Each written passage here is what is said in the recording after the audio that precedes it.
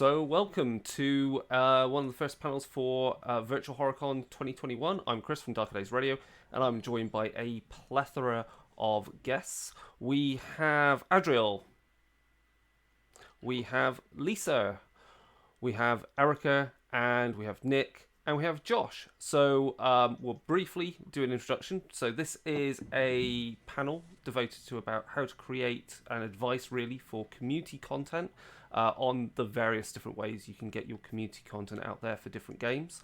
My own background for this then is I freelance write for Onyx Path and Cubicle 7, but I have done a number of bits of writing on for the Storyteller's Vault, mainly Chronicles of Darkness based products.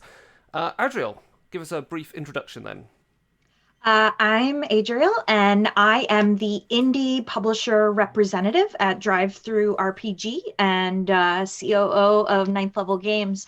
And I'm actually the community manager for Storyteller's Vault. We're moving that from Meredith to me. So, Chris, if you ever need anything, just come and talk to me. Excellent. Oh, and my pronouns are they, them. Brilliant. Yes, next, Lysa. I'm Lysa Penrose. I'm the brand manager over at Dungeon Masters Guild, which is a marketplace for 5th edition Dungeons and Dragons. I'm also a freelance game designer. I've worked with Wizards of the Coast, Kobold Press, a few others, even designed my own game, Mundane Magic RPG, over on DriveThru. And my pronouns are she, they. Brilliant. Nick. Hi, I'm Nick Brook. I've been involved in RuneQuest fan publishing since the early 1990s. I hardly work with Chaosium now, but I help support their community content program for RuneQuest, Anglerantha, and various other odd game systems called the Johnstown Compendium, which has only been out for a bit more than a year. Excellent. And Josh. Hi, I'm Josh Heath. I am the COO of High Level Games.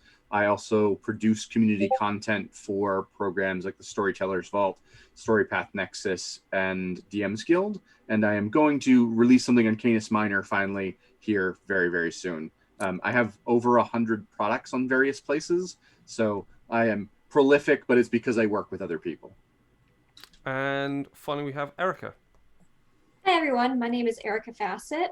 I am a freelance tabletop RPG writer. I've worked primarily for Onyx Path Publishing. I've also worked for Third Eye Games. And recently, I wrote on the V5 Companion for Paradox. I've only released 3 community content titles at current because my freelance work keeps me pretty busy, but I've been working on a few other projects on the side. And my pronouns are she, her. Excellent. Great. I'm opening up my show notes because I'm doing everything else of this stream at the same time. Where am I? It's there we go. Let's bring that up. And I'm also trying to manage the moderation of the stream as well at the same time. It's all fun and games here. So yes, this is about community content and really our experience, advice, and a bit of Q&A on how to really get into doing it for yourself, how to publish, how to produce them, things to look out for, pitfalls, traps, and just generally how to have fun with it, really, because it can lead to you writing in a more professional manner, whether it's freelance or you get picked up to be a staff writer for some company. So, who wants to jump in with the first bit of, what would you say was your major piece of advice in getting into community content, or why should you get into community content writing? I think it's the first big question. Go for it, Lysa. Raise the hand.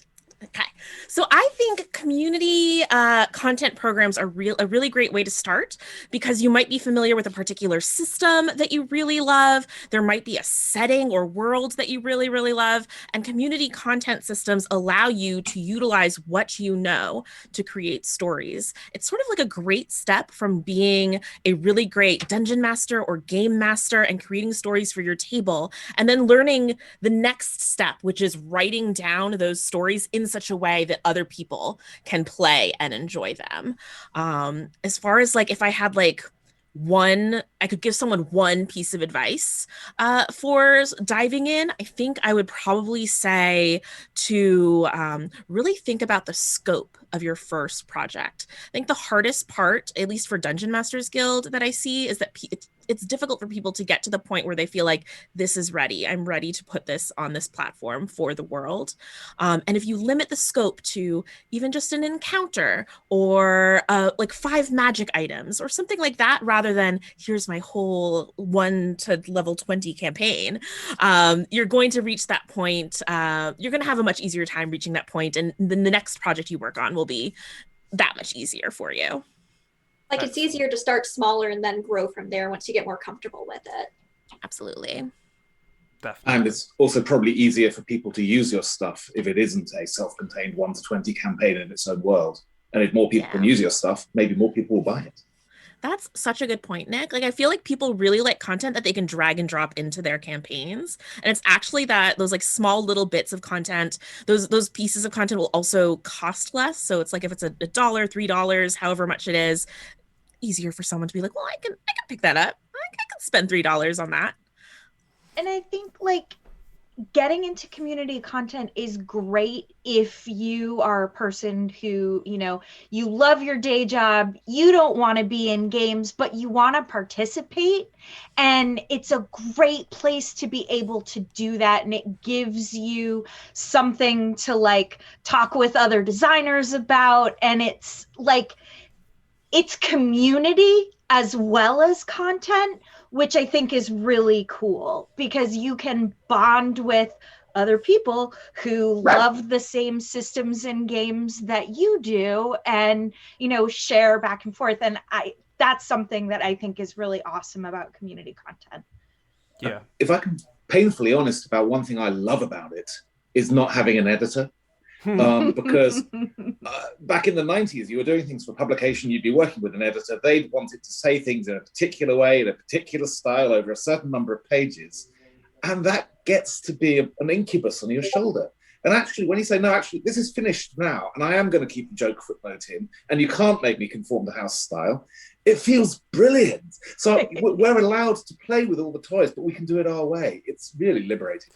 It's quite interesting you say that, because obviously, I mean, way back when, obviously, the lifeblood of companies was, you know, that supplement treadmill, and, you know, the length of a product was dependent upon really, you know, you make it a certain number of pages because that's how the printing process works. Whereas also because we're so digital, you can make products actually, and it'd be nice to see that a bit more done, is that break the mold of the traditional. It has this format, like you can get different layouts. I mean, coming from academia, obviously my life is built around PDFs that all look very much the same, and we do a lot of work when the publishers do jack all.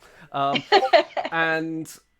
when you look at it and you think about how we try to embed information with what is academic, like reports and so forth, I think there's a lot of scope soon for looking at different ways of publishing written material. Like, these documents could be much more alive. So I'm kind of looking towards the future of that. It's going to be very interesting how multimedia all fits together rather than just it's a PDF that looks very much like a printed thing. I think there's some exciting things to come for that at some point. I'm very old. It's still lovely to have a big hardback of your own work in your hands, I tell you.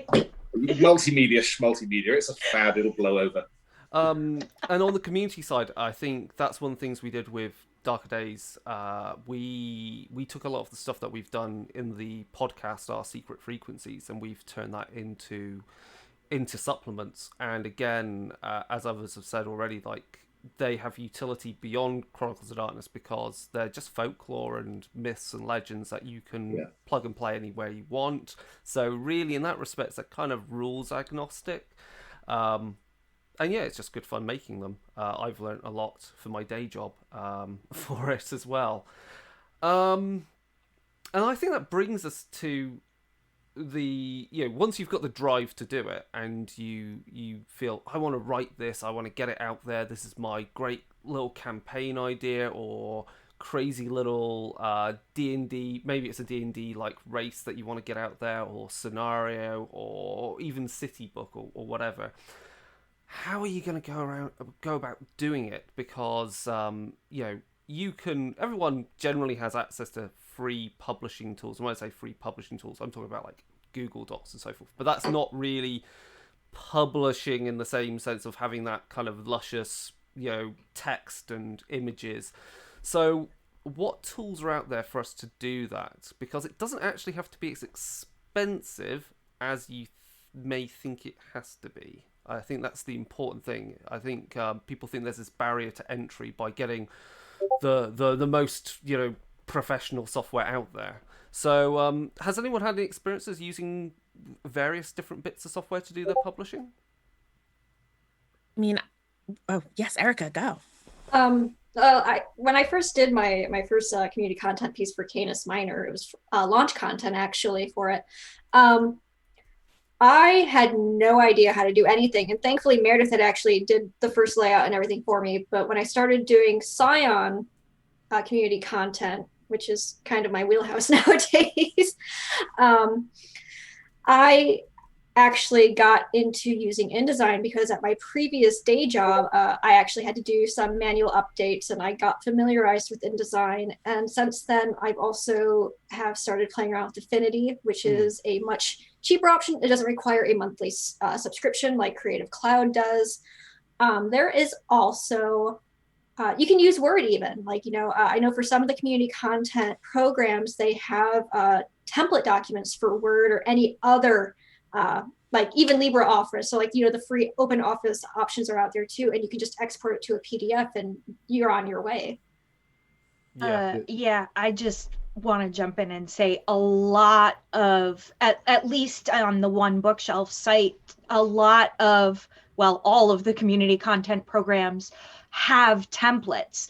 So templates are such a useful tool because you just have to drop your text in there and everything else is done for you. And as a beginner, I cannot stress enough how important that is. And I second Erykah's recommendation of Affinity because it is really affordable and you can do a lot with it without that expense of Creative Cloud. Although I love Creative Cloud.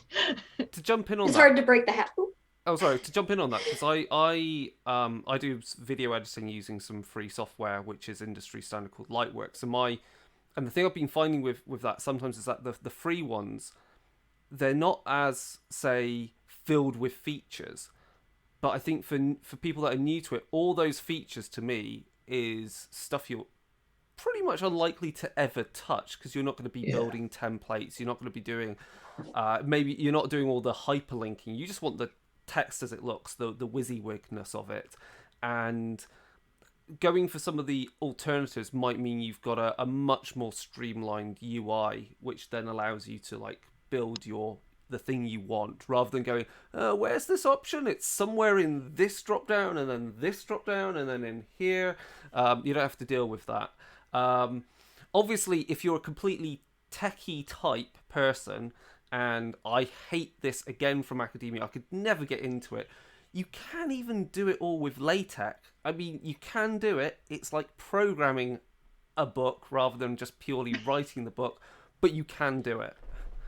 And that is totally free. A message I've not heard yet, so I'll chip in with it myself. I'm very used to working in Word. I do it in my day jobs and have done for 30 years. But I tried laying out my first community content in Word, and Word is horrible for laying out something to look good and be readable. So I thought I'll splash out on a 1 month InDesign only sub, £20, and I will see if I can learn enough InDesign using Chaosium's excellent templates, which are not mandatory, but they're there, and see if I can do this thing. And I did, and I sold several hundred books at $4 a pop. I got 2, and that was my InDesign subscriptions paid for the next several years, at which point I started doing proper books. But the other thing I'll say, and this is something I've shared with other content creators, is if you want your books to come out in print, then you're not going to be able to do that with Word. No. And we do like books that come out in print. These are the ones I've done in the last year or so. And as you see, big hardbacks, no multimedia there.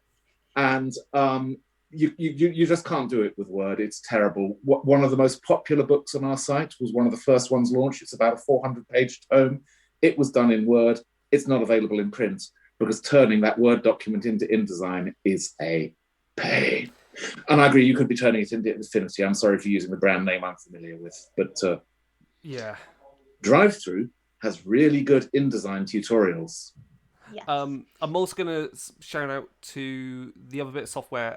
It's called Zara, and so one of the Dark Days co-hosts has done a few supplements on the DMs Guild and has used that quite successfully. I hear good things about Scribus as well. Yes, that as well. So the point is, there's lots of tools out there, and you can dip your toe in, or you can go in full bore, and there's a good learning curve in there, and you can get as much out of it as you want. You don't have to break the bank balance. And indeed, if you make a good product, it will then start paying for your license or your hobby. If you really want some fun things, I do think lurking around somewhere still on the internet. I say I removed it because it was basically a free project before community content was even a thing. My Changeling Lost Venice book was all done in Word, and it creaked trying to get that working. That was painful, and that has all page backgrounds in color. Word hates that. Word hated my thesis as well because that was too long. That's the problem with Word. It's not really designed for long things with lots of stuff going on. I'll raise you. If I can call out two little resources for folks who want to create for D&D's community content program. If you go to our front page and then on the sidebar, there's filters, go to product type, go to resources for DMG creators. There's a bunch of resources there, but there's lots of free art packs that you can use for your creations. There's a template for Word and other softwares. And there's also a style guide that came from Wizards of the Coast. If you want, and those things that I specifically listed are free. If you want a little bit above free, but still less than $5, I really recommend the Simple 5e Microsoft Word template plus beginner's guide from Laura Herzbrenner. It includes a really polished looking Word template. Adriel. A really polished looking Word template, and then a beginner's style guide for 5th edition and some of the key points from a really fantastic editor in the community. Yeah, and that's a good point. Like, most of, as far as I'm concerned, I know of, is that the community content shops for, pick your poison, whether it's, Chronicles of Darkness, whether it's World of Darkness, whether it's from Free League and D&D, there's content there already to use to build your thing. So there is art you can use. There are pictures that are perfectly good for covers, and then there are pictures which you pay a little bit more, and they're really good for covers. I think there's even fonts and everything, and if you need more fonts, you can generally find those quite easily.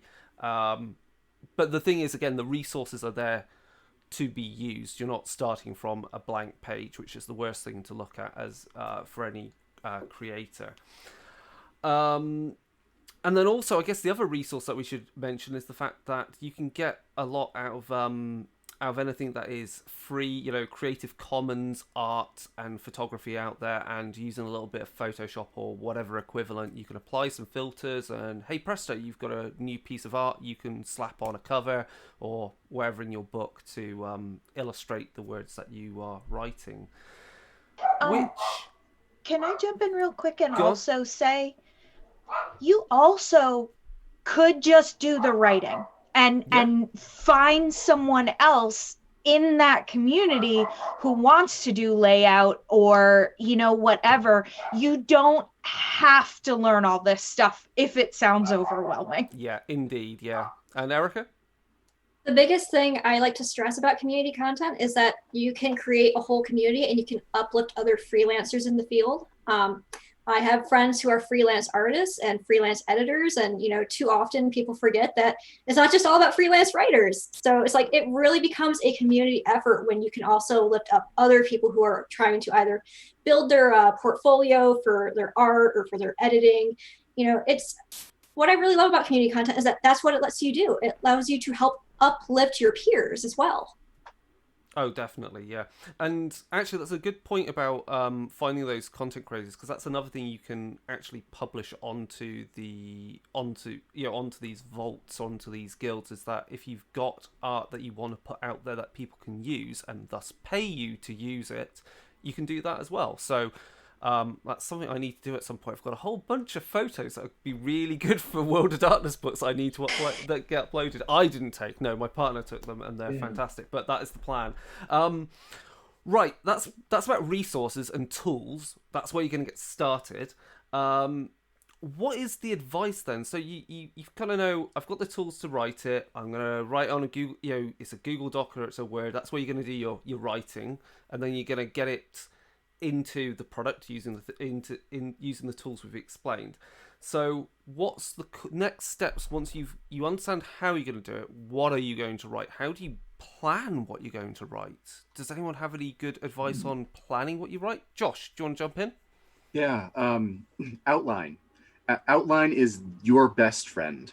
Create a really simple 10-point outline that says this is what the book is going to be talking about, and then fill in your outline.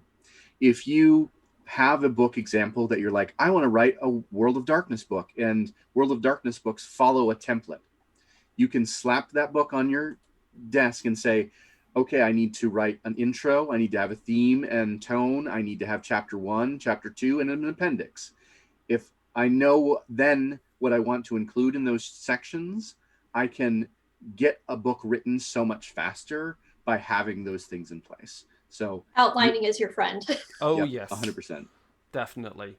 Having a brief for yourself is great, because I think you could run into the trouble, and this again comes from other areas of work that I've been. You can have so many wonderful dreams, but if you don't get them out there into the wild, they are vaporware, they're nothing. So, if you want to get your work seen and, get somewhere with it, maybe so you can get into freelance writing, get some examples out there, because that's the other great thing about the community content, is it's kind of like your own portfolio of work. But yes, having a brief is for certain. What else can we say about briefs? I would say once you've got an outline, that can then turn into a little bit of what I call DevOps or all these other Jira and so forth. If you can, there's some free tools out there. There's something called Tape, and you can use it to like really project manage what you're doing and go. This is this block. I need to do these steps to achieve this block of work, and so it really gives you a list of your milestones to achieve your project, and that I think is quite useful, because it can look intimidating writing something, but when you start breaking up into those chunks, you then go, if I do 500 words there on one evening, that's great. I can't do it this evening, but next evening you can fit in 250 words there. It all mounts up until you've got that product that you want to write. But that's more from product management, and I've been doing a lot of that recently. So, what else can we say about actually the process of whether it's writing or making your community content piece? Two things from me. If it's a scenario, playtesting. Absolutely. Yes. Make sure you've run through it yourself. Ideally, give it to somebody else, see if they think it's runnable. And also try and find somebody who'll give you honest feedback and drop your stuff on them when it's early enough that you can make changes. We've been very lucky with the Chaosium ones. We've got some very good collaborative Facebook groups and of content creators for the two programs I'm involved in. And it's really nice having somebody there who you trust, who you can say, well, I'm working on this thing. Here's what I've written. Is there any bit here that doesn't make sense? Because often what we're writing is nonsense, but it has to be nonsense that can be shared with other people. I love that thing you said earlier about having dreams, because I thought you were going to say, make sure when you wake up and you've had a dream, you write down the details because they're really important. That's your best thinking. That's what I do. It works. And instead of starting with a Gantt chart and a project plan, I usually start with a piece of doggerel poetry or a pop song I've converted. But each to their own. Any other comments then on like how you your creative process maybe to I mean, I actually feel like we've talked about like the resources to getting started and like the actual creative process, but at least in my community and what I've observed, we've kind of for someone who's just starting out, we've skipped some important steps. Like there's some people who they have exactly the idea of what they want to write, and they are organized enough to manage that project themselves, or they just want to work with themselves. But there's other people who know that they really want to get into tabletop role-playing game design, maybe Dungeons and Dragons specifically, and then they're like, I don't know where to go from here though. And so for those folks, I have two recommendations. Erykah mentioned that community content programs are very much like community content programs. So for Dungeon Masters Guild, if you're looking to get on a D&D project, there are a number of hubs that are very, very popular for DMs Guild. We have a Facebook group for creators. Hashtag DMs Guild is very, very active on Twitter. And folks who are looking to start up anthology projects where maybe you would contribute one NPC or one encounter will do open calls for creators. Some of them will reserve slots for first-time creators. The community is really great and just wants to boost and love on each other. So I would look out for those. The other resource I'll call out is we are big fans at Dungeon Masters Guild of the Storytelling Collective. You might know them as RPG Writer Workshop. They just rebranded. And they will do a Write Your First Adventure workshop a couple times a year. And that's great for finding a community of folks who might have similar questions and answers to those questions that you have, but also a lot of like step-by-step guidance and wisdoms from other creators along the way to really help you on that path and maybe help you discover what your creative process is. I know the owner of Storytelling Collective is very focused on creative processes and breaking those down. So I would check out that resource. Excellent.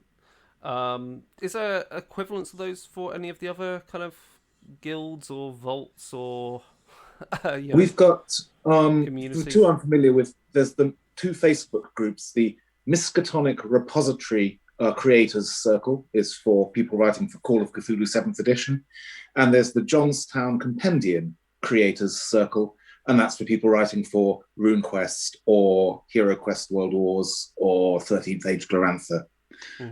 They're both busy, happy communities, and one of the lovely things is people share a bit of buzz before they finished something. Of, oh, I've got this book; it's just about done. I'm really looking forward to getting it out, and you get really lovely sense of boosting and mutual support as that stuff happens. And yeah, it's really they're nice people. The other thing I love is when I finished working with an artist, being able to throw them back into the wild and say, I've just finished doing something with Katrin. You can all hire her now. She's brilliant. Because obviously when they're working for you, you don't want anyone else taking their time. Excellent. Any other comments on also other like first steps? Well, I just want to say also that the Storytellers Vault has an active Facebook group where if you are interested in writing for the Storytellers Vault, we are there and want to help you. If you need any sort of support, the Storytellers Vault folks are almost 98% of the time super supportive and are going to lift you up. There's occasional times where people aren't, but most of the time there's a lot of support there. There's also an unofficial Discord, so if that's something that you're interested in, if you're a Discord person, come by there, and we will make sure that you are given all the resources you need. Excellent. Yeah, and there's many more communities that beyond that. I mean, there's the Story Path community. I can't remember the exact name for that one. There's the Solaracian. What is it? I can't remember. Solaracian Vault. Yeah, Mm-hmm. yeah. And with all of these as well, the important thing when you're first making your first steps is also read the FAQs associated with these, because they will outline what you can and can't write. So obviously I think for Dungeons and Dragons there's certain settings that you can write for and certain things there are restrictions on. So before you even start wasting your ink on something, have a look at these. The same for Vampire, don't start writing stuff for V5 because it ain't going to go on there right now because it's not open to be community content. So, can I jump in here? Sure. So for D&D, there's DM's Guild stuff that lets you work in settings that you cannot work in if you are just publishing under the Wizards Open Gaming License. And as a person who sees a lot of new products on DriveThru, it's really, really critical that you do read those facts and that you check what's allowed for the systems you want to work with. There are some systems out there that you can't write any content for. There are some systems out there that are completely open to whatever you want to do. But it's not only like a thing in terms of legality, but it's also a thing in terms of the RPG community is a really like friendly, nice community, and it's respectful to make sure that you're doing what the system creators have set out for you to do. Yeah, definitely. I think also the great thing with all these communities is you can begin to see what people are writing and perhaps even then identify a niche. Because, I mean, that's the other thing, is that there's nothing wrong in also writing something, having your own take on something that someone's already done. I mean, we see this a lot in Vampire, definitely in Chronicles of Darkness, where someone's done, well, this is my rewrite of this bloodline. You're like, well, they've done it this way. It's like, yeah, but they've done it their way. You can always have your own take on it and your own voice in how you present that work and how you maybe design the rules for them. That's totally fine. One of the best advice that I had from Neil Gaiman, because I was struck by how similar my mage setting I was running for Awakening was to Neverwhere, and I'd never read Neverwhere, and he was like, don't worry about that, it's because nothing's new under the sun. It's about execution. If you execute that bit of writing better than someone else, it doesn't matter who really did it first in some respects, because as long as you're not ripping off wholesale and it is still an original piece, yet shares some themes, some tropes and so forth, and yours looks better, reads better, then that's great. So, as long as you're not plagiarizing, then you can always have your own take on things. But equally, finding your niche is also kind of good. If you go, why isn't anyone writing this? There's this whole part of a world or something to explore. That's also a good way to find something you can get excited about writing, as well as just, writing about things that, everyone wants to write about. Any other advice on getting started on writing, finding what to write or how to get inspiration? If I could briefly infuse about what you were saying, one of the things we celebrate with particularly RuneQuest is the idea that your version of the setting, your Glorantha, will vary. 10 or 20 years ago, we were saying your Glorantha may vary, as if we were giving people permission, but we realize actually they all do. Everyone's game's different. Everyone's understanding of the rules and understanding of the world and presentation of the world is different. And that's one of the real liberations about, like I said before, it's like you've been given somebody else's action figures, but you're able to tell your own stories with them. And if you didn't want that action figure, you'd rather have this doll instead, go for it. Swap them in, swap them out. We have Elvis jokes and Spice Girls jokes in our hardcore Glorantha material. And it's in there deliberately in much the same spirit that there are cartoon ducks in RuneQuest. It's like, why not chuck this stuff in? You can have fun with it, other people can have fun with it. And if they don't like ducks, they don't have to use them. Excellent. Josh, you were going to make a point? Yeah, Lisa said something earlier that I want to kind of lift up again, that write what you know. If there's a particular place in a setting that you use constantly in your games, write it. If you live in a city that you're like, hey, this is a perfect World of Darkness setting, write about that. No, move. Well, maybe. But I am from New England. I write about Boston in every single one of the lines that I've written for, except for Canis Minor, because that would be weird. But in most of my modern setting stuff, Boston shows up in one form or another because I know it, because I've walked the streets over and over and over again. And if you know something, if you love something, spend the time writing that, because you will get excited about it and you'll finish it because you're excited about it. Any other points on just ideas on about what you should write maybe as your first stuff? I mean, we've had write what you know, finding a niche, or just simply finding what really excites you and may well excite the community.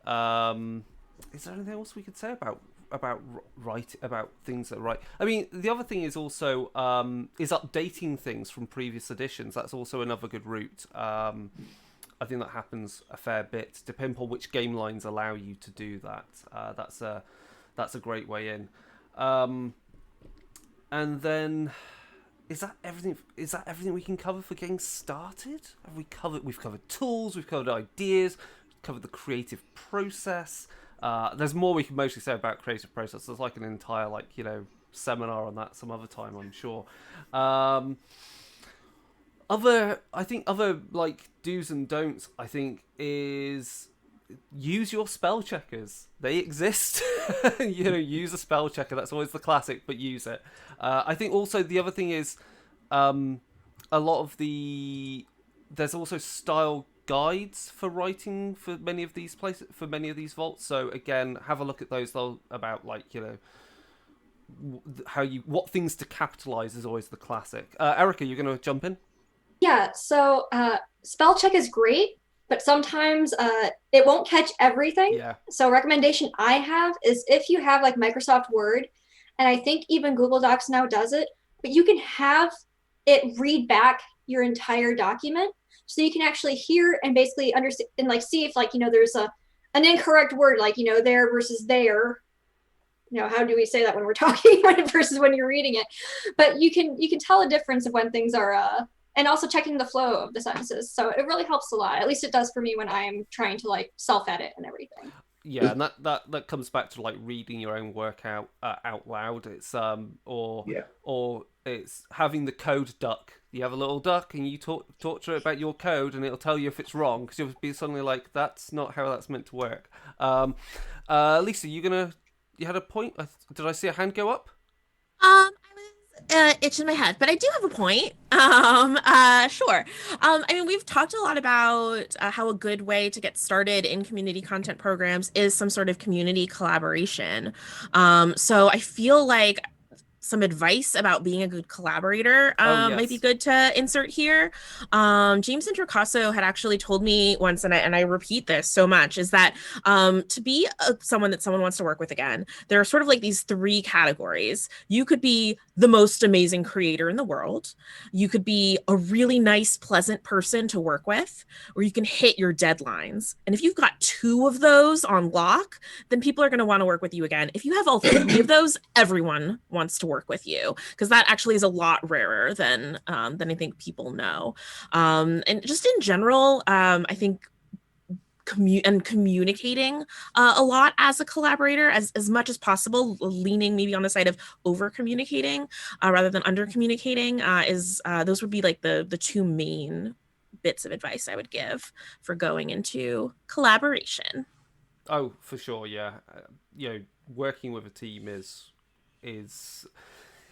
it requires a lot of tact and balance, and just delivering the work as well, and being a good team player, and I think that comes down. That also then relates into how you can learn a lot also by critiquing other people's work, and also grow a lot by knowing how to offer criticism well, and thus take it well yourself, because speaking from experience, I've had work torn apart by anonymous people because I've been asking for funding, and it's hard, it's that soul destroying.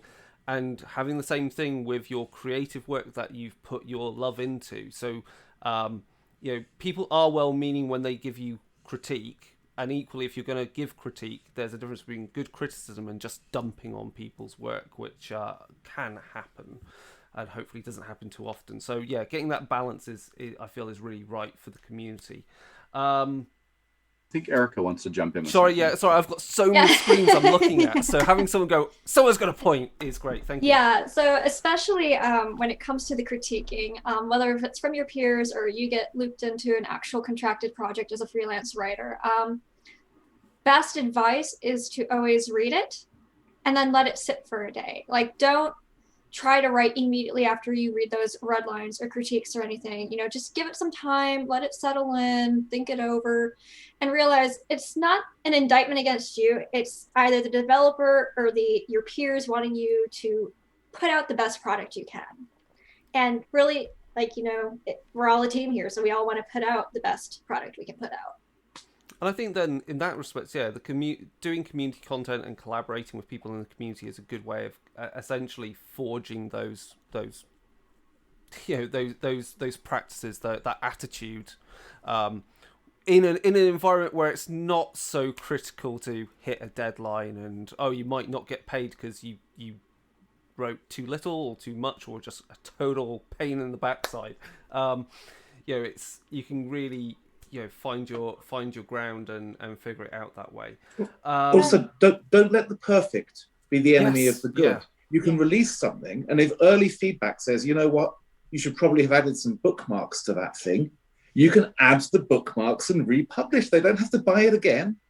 Or you can also write people's names down in your little black book and never speak to them again if they don't give you feedback in the approved way. But you can fix small glitches, certainly before you go to print. But I think there's value in getting the stuff out there and saying, I have proofread it. I've proofread it again. A lot of other people have seen it. We're going to get it out there. And one thing I want to say is, if you're working in, with a publisher or with a system where the publisher is really involved, if they come back to you and reject your work for any reason, try not to take it personally, because when you are working with a publisher, they have a lot of other separate priorities that you probably aren't aware of. And when they are saying no to your work, it's many times not because your work is bad, but it doesn't fit some of those other priorities. And I would hate for folks out there who are creative and pouring their hearts into it to take something like that and then stop creating. Don't do that. Keep doing it. But Definitely. The other thing to say is that works in the other direction too, because we have had people who have cut their teeth in community content programs. They're now working for Chaosium on supplements that are going to be printed out there in game shops in hardcover, looking glorious. I get questions from the Chaosium development team all the time asking, is there somebody out there who's really good with stat blocks? Because we hate doing stat blocks. And this guy over here, he does whole books of stat blocks. Use him. And it's really nice. You're like getting people into the community. We call it a tribe because we're very old-fashioned, but burnishing them. It's a really nice thing about community content. And it feels different when you're working for the man, when you've got a contract, when you've got a deadline. I don't like that feeling myself. I get enough of that in my day jobs, which is why doing community content is a lifesaver for me. I have a few. Another point is editing as well with your work.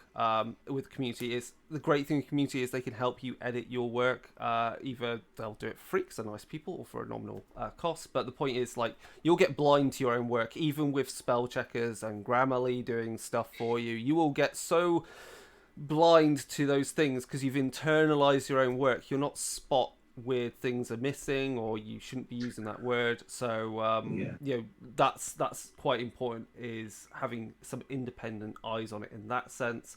Likewise, independent eyes if we're talking about where you wanting to make sure your work is inclusive enough and you're not inserting tropes, stereotypes which are highly outdated and inappropriate.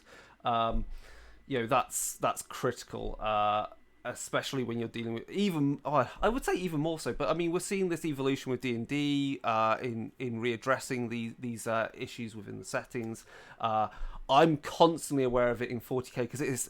Remember, 40k is bleak, but it is also satire, and I love inverting that and making really important points through that satire. But also in World of Darkness, and likewise when they're based so heavily on the current world, you've got to. It's just have some other eyes on it that can give you that insight from a perspective that you don't have. At least know what you're doing at the end of the day. I mean, we've got some really worrying hinterlands, and that's not what we're here to talk about. And if you're going to poke the stuff that ought to be left dead, know why you're doing. Another topic I want to bring up, because I'm aware of time, and I know I want to try and get in a few questions from the stream. Pricing, I guess, is the one thing we all think, like, how much is my work worth? Who wants to jump in on that one? It's mostly the one question we all hate answering. Hi. I always say overprice. It doesn't hurt. Overprice it, like put it $2 more than you think this is worth. And if it sells, great. And then when the sales happen, you are selling it for the price that you thought it was worth. Like, and you're making the same amount of money, you're making more money. Like, there's so much good stuff out there that's underpriced. Don't be afraid to overprice it and see what happens, because you can always change it. The entire industry is critically underpriced. You have put time, energy, sweat, blood, tears into your work. Charge for it. DriveThruRPG has a great Medium post on pricing that goes like deep into some numbers. That's just really good advice. And I super agree with Josh. Like, overprice your work. People who aren't going to pay 99 cents aren't going to pay $4.99 either. Don't worry about those people. Think about the effort you put into your work and price accordingly. Yeah, I think the moment you start creating an atmosphere of the race to the bottom with these things, that's bad for the entire community. Just don't play into those games. I think it's the main thing. But I mean, also that can work into marketing as well. When we say marketing, I mean like how you get your work out there, or how to get people to take the dive for your work. You know, as you say, you can do discounts. There are tools on DriveThruRPG for doing discounts. There are sales that turn up where a whole batch of your product, you can go, yeah, it's in this sale. I'm happy it's in that sale with all these wonderful other professional and community made products. So that way you'll get your stuff out there and known. You can also give away, and I say give away, you send review copies through the system via emails to people that can review it and give you, honest, frank reviews. We're not looking for those Amazon reviews after all. What else can we say? I mean, what questions did we get? So I know we've got about 10 minutes left here, and I want to wrap up mostly in about 5 to make sure the stream is clear. Meredith has asked, Meredith, what have you asked us? What is the one title you think is a great example of community content depending upon your program? Lysa, what are you going to pick? Oh gosh, Dungeon Masters Guild has been churning out so many amazing titles. That's tough. It's got to be a collaborative project. I think if I had to pick one right now, it would be the Domestic Adventurer's Handbook. Which again is really, really tough. And why I pick that is because it's a collaborative project. I love seeing more and more of those, not just anthologies, but other either adventures or guidebooks that people are putting together. And another really cool thing I'm seeing on Dungeon Masters Guild is that there's creators from different backgrounds who are starting to dive into D&D 5th edition, who are expanding the boundaries of what Dungeons and Dragons can be. So here's a group of creators who are like, D&D doesn't have to be all about combat and having the most powerful weapon. D&D can be about like really pastoral, gentle themes. So I think if I had to pick one today, it would be that one. Excellent. Erykah. Oh, gee. I've mostly written for just Canis Minor and Storypath Nexus for Scion, but I guess I'm gonna have to plug my pal Josh here for his Many Names of Odin and Many Names of Heimdall, because I'm not gonna plug myself. That would just be gauche. So I'll plug Josh instead, because I know he turns out good, meaningful work, about a subject he's very passionate about, which is Norse mythology. I write what I know. I like Greek. So everyone's been asking me, like, when are you going to write something else that isn't Greek Pantheon? I'm like, I'm sorry, I know a lot about it. But yeah, Josh. And then for Pugmire or Canis Minor, shoot. I forget the title of it, but Mike Hollywood wrote it. It's I think it's the something of Vax. I can't remember off the top of my head, but sorry, Mike, but I'm plugging his for Canis Minor because it's a good little supplement. Okay. Josh. This is so hard. I know. Meredith's evil. Erykah has great work for Scion, so please go and check that out. The other one that is brand new is a book by Charles Siegel it's a Sorcerer update for World of Darkness called Sorcerer Paths of Power. It's basically Sorcerer M20, so Mage fans, if that is a thing that you would like, go and check it out. It's amazing. He has poured his heart into it. He pours his heart into all of his books, but that is one that I would particularly suggest. Excellent. And then Adriel. So I really love Changeling, and there are a lot of great Kith books on Storyteller's Vault. Right now I'm into one about fawns by a man named Simon, and I cannot pronounce his last name, so I don't want to pronounce it incorrectly, but it's called Kith Book : Fawn, and I love Changeling, so anytime there's a new Kith book, I'm like, yeah, give me more things I could play. Excellent. And Nick. It'll be this. It's 6 seasons in Sartar. I think it's the only hardback on the Johnstown Compendium that wasn't by me. This is by Andrew Logan Montgomery, a chap who's based in Japan. It's a complete self-contained RuneQuest campaign for people who are new to the setting. You begin as kids just coming of age, and you end with the total devastation of all human life in the only part of the world you care about. It's really lovely. The sequel's going to be coming out in a matter of weeks, and I'm really looking forward to that myself. It's dead good. 6 seasons in Sartar. If you ever wondered how you could get into that weird Bronze Age game about the ducks, this is the way in. And then I'm going to pick, because they've done a lot of them, I like all the updated Bloodline books that Sam Young and Christopher Falco do for Vampire the Requiem. So Bloodlines Resurrected is one of them. There's a lot more. And they just essentially just update everything to the 2nd edition, which is great. It's just fun to see these things done. They're great examples for when we've done the same things in our Darker Days Radio products as well. Yeah, but there's a lot out there. Cool. Have we got time for one other question? I'm aware that we're counting down the clock here. I'm sure there was another question. I'm not telling people what to do, but there should be more Trinity content. That's a good point. There should be definitely more D&D content. Are there some new settings that are available to write for D&D? Because I'm not so up to date with the D&D DMs Guild. Like, what's the latest? The short version is it's settings that belong to WotC, so not like Critical's Wildmount, for example, that have been published in 5th edition. So it's Forgotten Realms, Everon, Ravenloft, Ravnica, Theros. Is that it? I think that's it. And then a setting neutral things. So that might be like a random city or a town you could set an adventure in. Brilliant. And then to close out, because I can't see any other particular questions on here. No. Can I throw in one thing? I just want to say thank you to every single one of the people on this panel.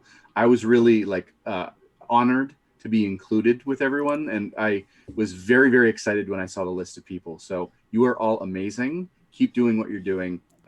So just wanted to say that. Oh, that's sweet. Thank you. That's you great. You too, Josh. I wish I had more time to write more community content right now. Thank you very much. And I think are there any last points before we close down the stream here? Because I don't want to take up any more time, and it is like 12:30 my time and Nick's time. Or it will be coming up to. We love our audience. Please write community content, send it in, publish it.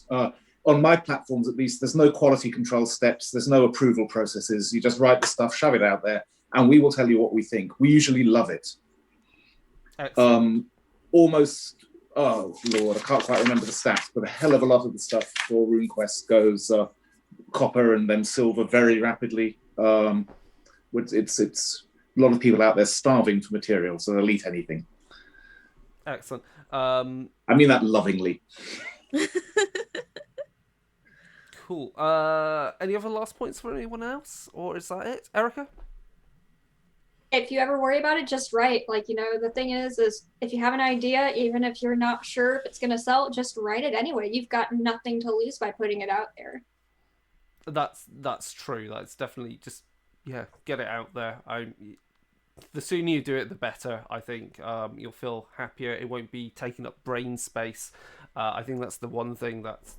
You'll have all these ideas from all your campaigns and everything you've ever run, and you think that'd be great, but then you start forgetting them because there's always that next game you're running.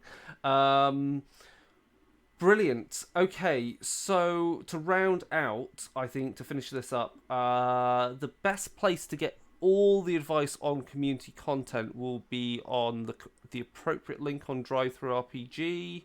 That will lead you to pretty much every single community content program that is available on DriveThruRPG.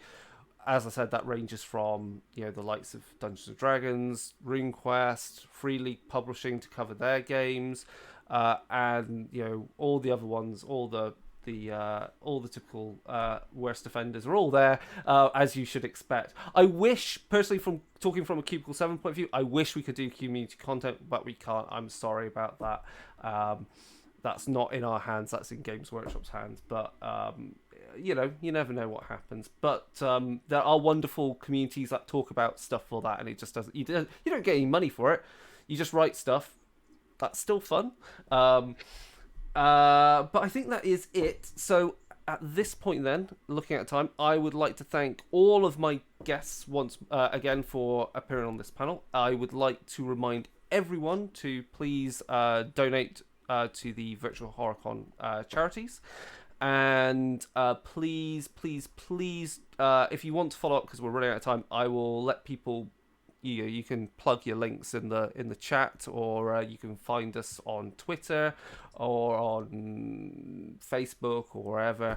But yes, please, donate to Virtual HorrorCon, tune into the other panels, workshops, sign up for games. Tomorrow morning at 10:30 my time, we're doing some painting, and then I have a wonderful panel with Andy Chambers about developing game settings, because he's worked on a whole host of things such as 40k, Warhammer, StarCraft, and Judge Dredd miniatures game, and more. So that will be very informative and relates quite well to this about developing products, and because he's worked in the day and age where you were just taking pictures of pages and photocopying and stuff. So that is everything. So I'd like to say thank you again to everyone, and goodbye for now. So goodbye. Thank you, Chris. Goodbye.